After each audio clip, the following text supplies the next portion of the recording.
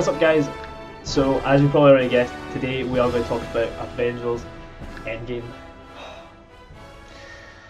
Just going to give myself a second there to make sure I don't cry right now. I might cry by the end of the video, but for now I'd rather not. Anyway, I'm going to apologise straight away for the weird, spooky watching commentary YouTubers at 3 AM lighting vibe I've got going on. In a new house, new setup, don't really know what I'm doing yet, and I didn't have any money to buy a light box, so tough. Anyway, let's get right into it. So for the first half of this video, if you haven't already seen Endgame, what are you doing? But you are safe, there are no spoilers here. I'm just going to talk about my opinion of the film without mentioning plot points, and then my top things that you should look out for when you go see it. So first of all, this film did every character was in it justice, and I think a lot of people, including myself, were worried that with the new focus on Captain Marvel, it might take away from some of the older guys, some of the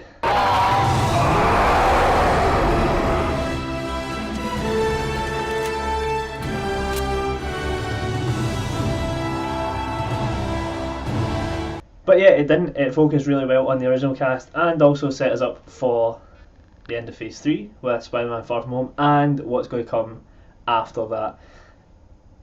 Most notably, spoiler, that I will talk about in the second half of this video.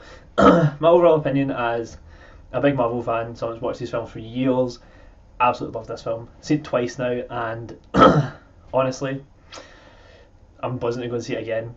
And also, at time of recording, second highest grossing film of all time. Smashed $2 billion in just over a week. Sorry Avatar, but you're boring. You're boring. You're boring. You're boring. You're boring. You're boring. You're boring. You're boring. Step it up, find something new. You're boring. Anyway, as you all know, this was the end of the first part of the MCU. We've been building this for years. We've been led up to the introduction of Thanos in Infinity War when he snapped everyone out of existence. Used some of those badass portals like myself. I just don't need the Infinity Stones to do it. I just use Premiere Pro. So, quick rundown of the biggest things to look forward to in this film. The score. Major hype moments for any fan of any of the superheroes involved. The tying up of story arcs and some added nostalgia points. We'll get there in the second half, if you know what I'm talking about.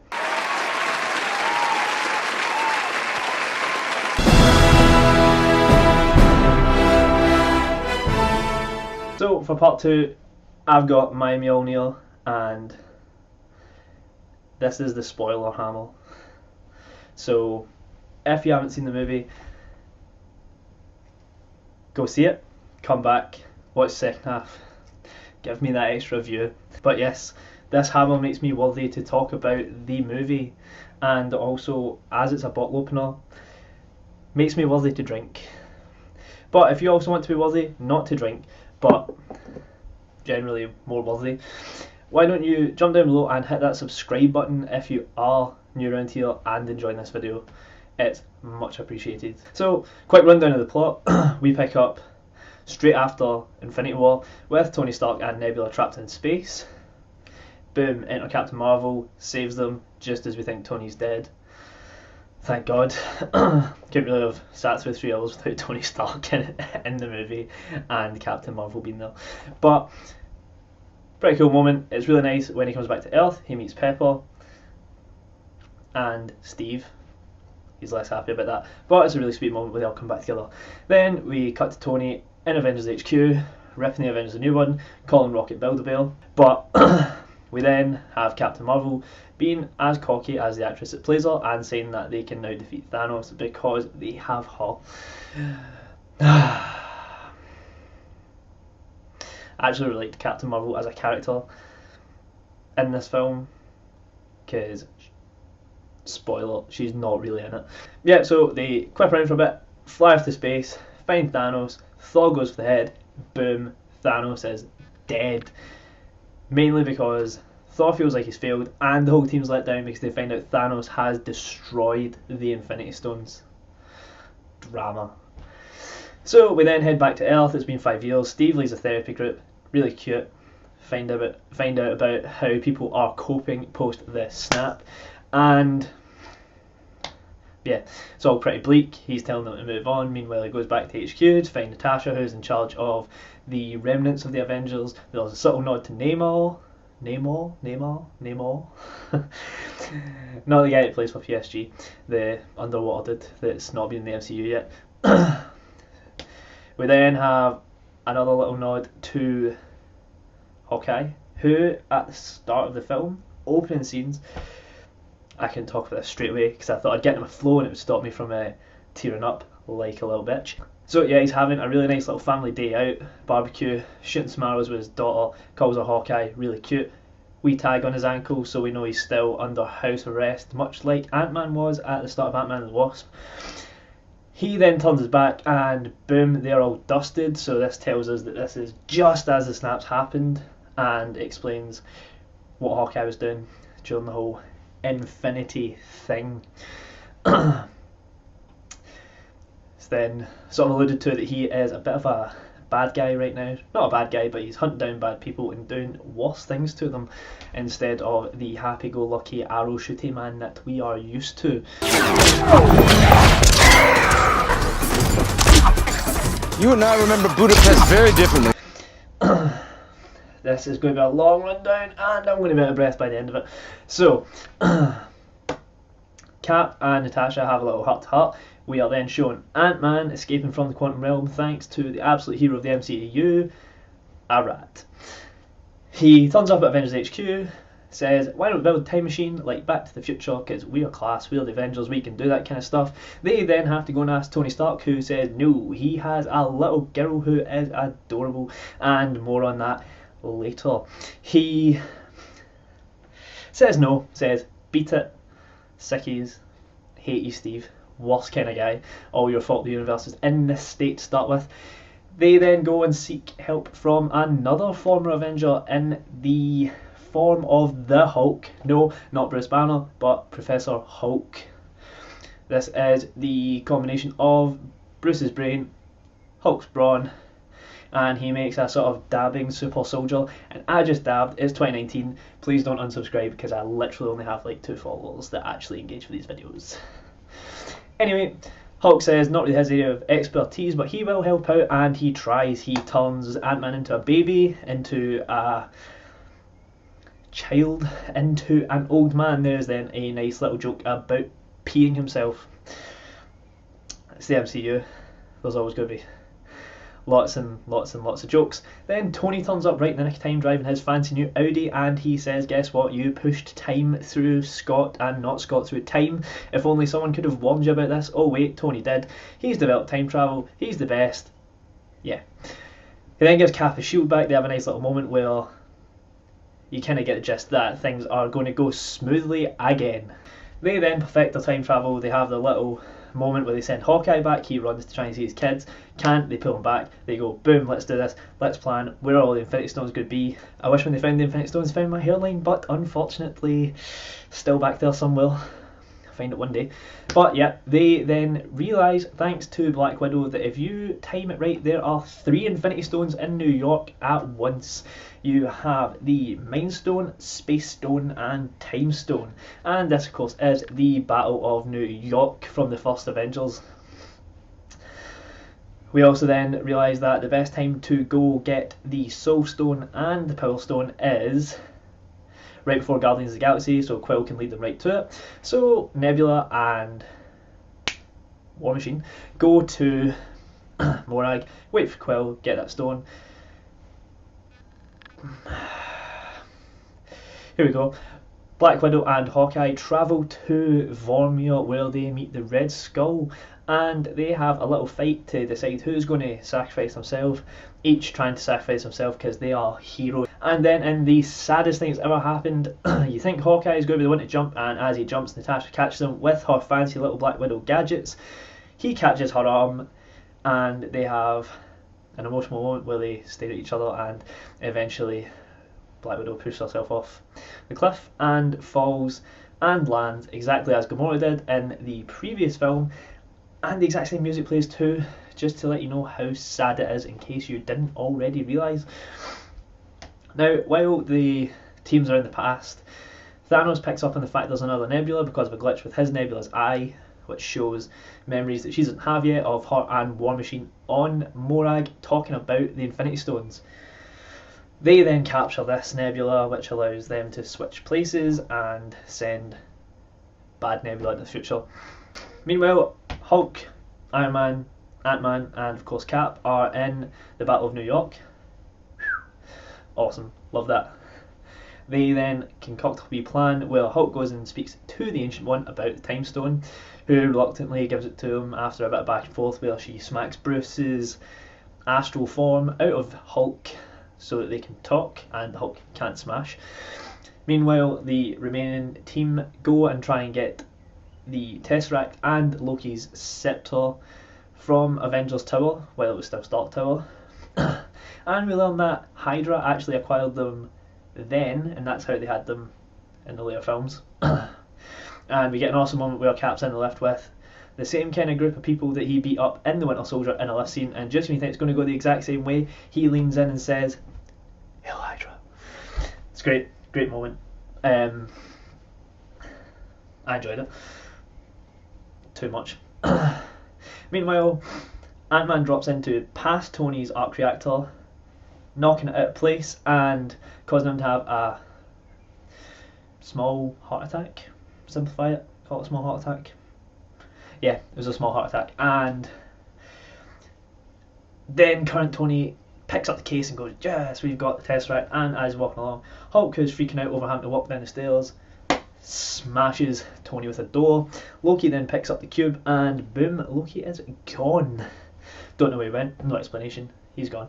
But we then get a nice way to tie up all of the time travel by getting some extra Pym particles, because they're the key, because you need to be really small to travel into the quantum realm.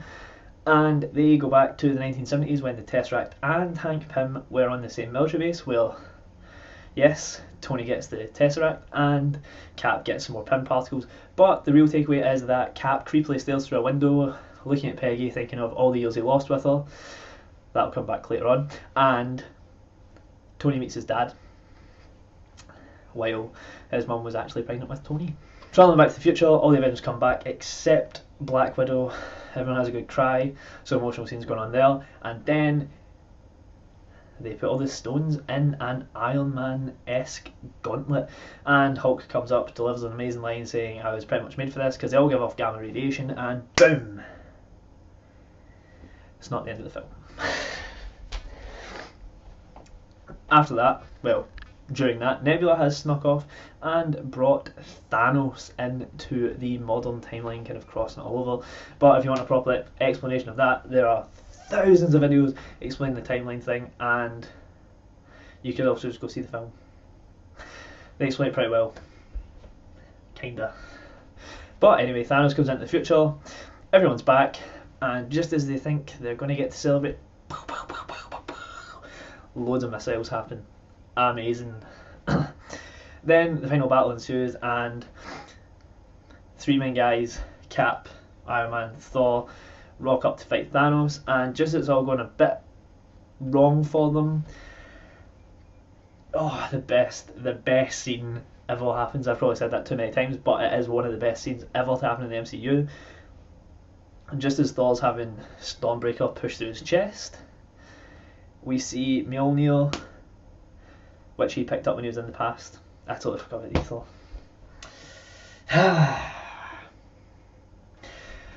The Ether was in Asgard in Dark World, so Rocket and Thor go there to extract it from Jane Foster. While Thor's there, he finds out he's still worthy to wield Mjolnir, so he brings that back with him for some extra insurance, and thank God he did, because the best scene in the film pretty much relies on it.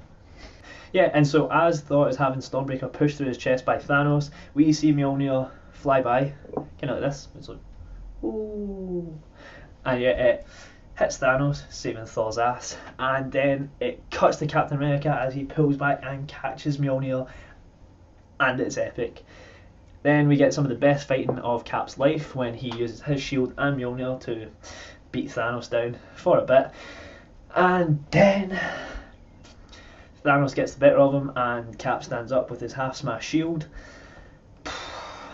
as Thanos' armies roll out and are ready to destroy Earth in the hopes of getting the Infinity Stones again.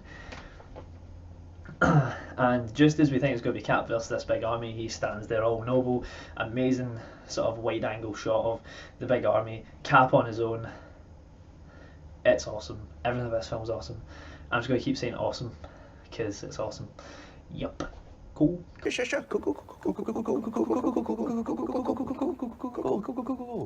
Anyway, it's then we hear the faint sound of a familiar character. Falcon, we hear him calling on Cap through the radio, and then he says, "On your left." And when Cap looks to his left, he sees a Doctor Strange portal, and Black Panther comes through it, and then a bunch more portals open up, and we get the guys who were on Titan, we get more Wakandans, we get sorcerers, we get Ravagers, we get the cast of Ant-Man who were all dusted in Ant-Man and the Wasp, if you didn't already know that. What are you doing, man? But yeah, and then it just, it finally happens. It's been teased since Age of Ultron, much like Mjolnir was. Cap stands in front of them, tightens his shield and says,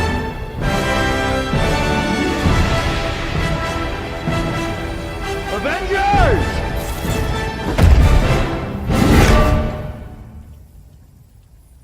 Assemble.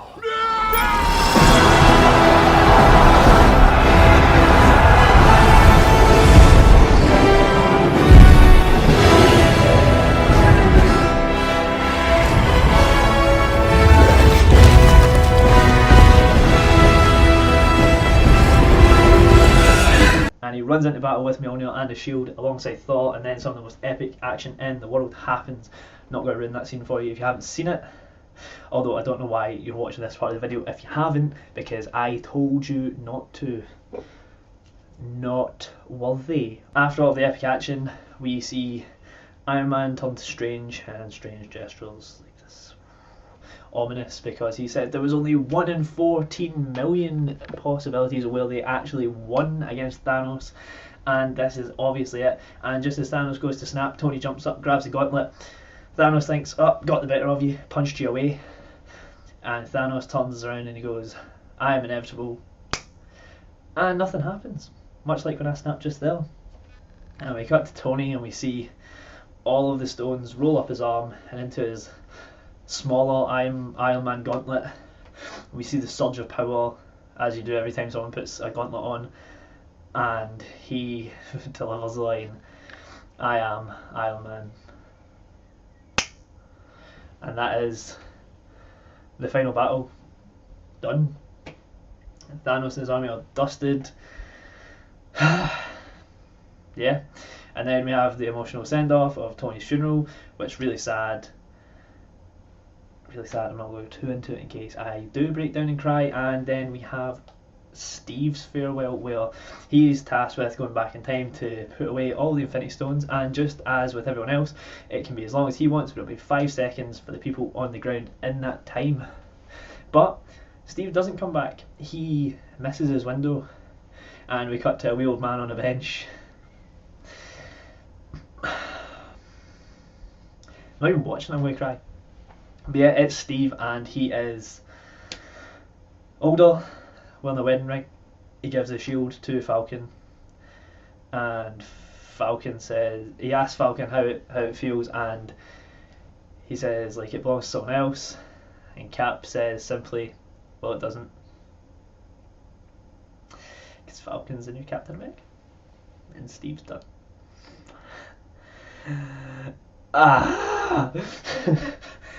But yeah, it's pretty awesome. Possibly the only ending we could have had for this phase of the MCU, and that is an old house in the 50s, maybe 60s, and you see Peggy and Cap having their dance. Yeah. So that was my quick rundown, and here are my favourite parts. If you didn't already guess, I thought this film was freaking awesome. See, didn't swear, getting better. But here are my favourite parts. Cap catching Mjolnir, the dance, Tony's snap. One part I didn't mention, Captain Marvel fighting Thanos. This is actually one of my favourite parts, and Thanos likes to headbutt people, and when he headbutts Captain Marvel she doesn't move.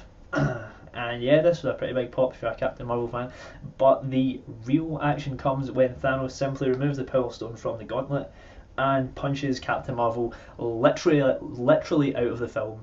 We don't see her again until Tony's funeral, and I just think it's a great way to establish that yeah, she's pretty strong, but there are still things in the universe that can pose danger to her, because I think that was a big risk with Captain Marvel, is that if she seems too powerful, then there's no real drama in any of her films, because we would know that nothing can stop her. So yeah, we are on 4. The lift scene with Hail Hydra, obviously great scene. Yeah, I think we'll stick with 5 favourite scenes, and I hope you enjoyed the film too, and I also hope you enjoyed this video, and if you did and you lasted this long, please drop me a like and consider subscribing, because, well, I make these videos because I like it, but I also hope that someone else likes them too. And today I also started a Discord server.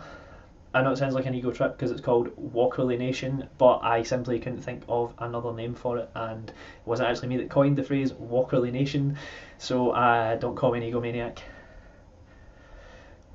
Or if you are, please don't make it for that reason. There's loads of other reasons you could call me that. But yeah, the link for that will be down below, along with all my other social media, and yeah, hope you guys enjoy this video. I'll see you in the next one. Bye.